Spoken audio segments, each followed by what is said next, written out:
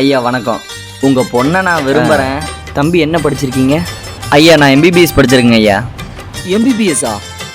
டாக்டரா? மாப்பிள்ள இதெல்லாம் நீங்கள் என்கிட்ட கேட்கணுமா? என் பொண்ணு உங்களுக்கு தான். இந்தாங்க.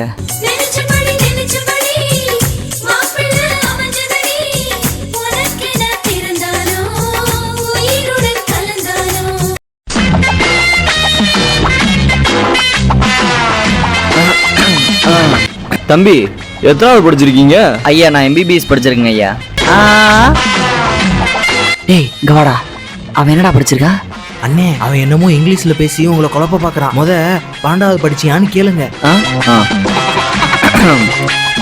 12வது படிச்சிருக்கீங்களா? 12வது படிக்காம எப்படிங்க எம்பிபிஎஸ் படிக்க முடியும்? டேய் கூட கூட பேசாரா? 12வது படிச்சிருக்கியா? படிச்சிருக்கிறேங்க ஐயா.